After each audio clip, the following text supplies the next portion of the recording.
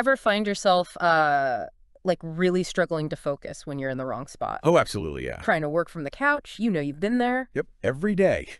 It's just never as good. Never. Turns out that whole idea, this connection between like your physical space and how well you think, might be surprisingly overlooked in a whole medical field. Really? We're diving into the world of radiology today Okay. with this excerpt from a piece called "The ZEN and the Art of Radiology." The ZEN and the Art of Radiology. Interesting. Yeah, and it gets pretty deep, actually. Okay. Philosophical even.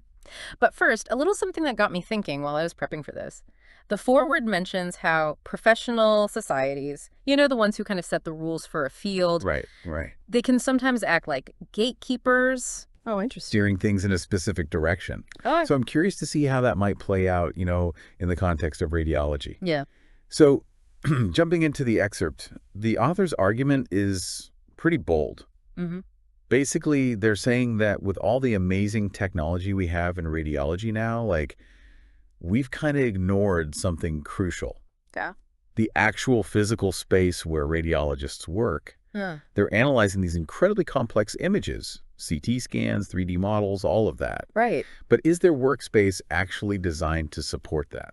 Yeah, no, that's a really good point. And it's funny because when you think about how much radiology has changed, I mean, decades ago, it was mostly just x-rays, right? Right. And now you have a single patient who might have the equivalent of, hundreds of images from a CT scan or an MRI. It's a completely different world in terms of the sheer volume of data. I honestly hadn't even considered that. Yeah. But okay, so say the workspace isn't keeping up. What's the big deal? Well, I mean, imagine a pilot trying to land a plane, but they've given him the control panel from a bicycle. Okay. The tools have to match the task, right? Right. And in radiology, if a misdiagnosed scan happens because, I don't know, a radiologist's chair is giving them back problems, or the lighting is terrible, Oh, wow. that has a real impact potentially on patient care. Okay, yeah, that's a much clearer way to put it. And it makes you realize, like, we just take those design elements for granted. Speaking of overlooking things, the author uses this really loaded term. They actually claim there's a conspiracy to ignore this workspace issue. A conspiracy. Yeah. Now, obviously, we're just, presenting the author's argument here, not taking sides. Of course. But it is a pretty strong word choice. It is. It is a strong word choice. I mean, a literal conspiracy is probably unlikely, right? Right. But it does make you wonder, why hasn't this been addressed more? And I think part of it might be tradition.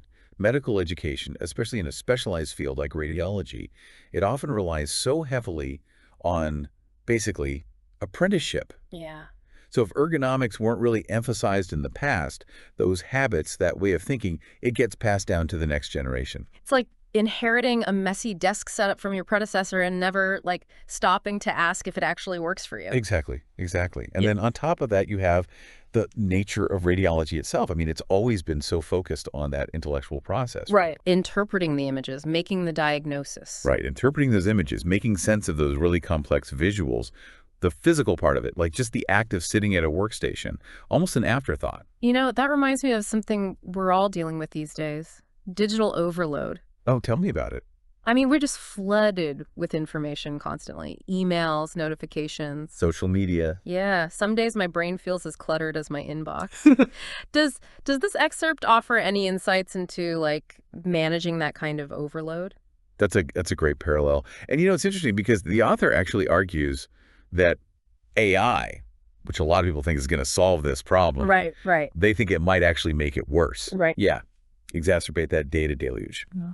So their main takeaway, we need to start talking about this. Even if we aren't radiologists, it's a call to examine how our workspaces either help us think or actually make it harder. It's about being mindful, right? Taking that step back and asking yourself, does this environment actually help me do my best work? Exactly. What can we learn from those spaces where we feel sharp, focused, productive? Like, I know I'm guilty of trying to work from bed sometimes. Oh, yeah. Definitely not peak performance. This deep dive really has given me a new perspective on all this. Yeah. It's so easy to overlook the physical space when you're caught up in the intellectual part of a task, It really is. But they're both important, Yeah. especially in a field as important as radiology. So here's something I want you to think about. Where do you feel most mentally sharp? Where's your Zen zone? What can we learn from those spaces that we can maybe apply to other parts of our lives? Let me know.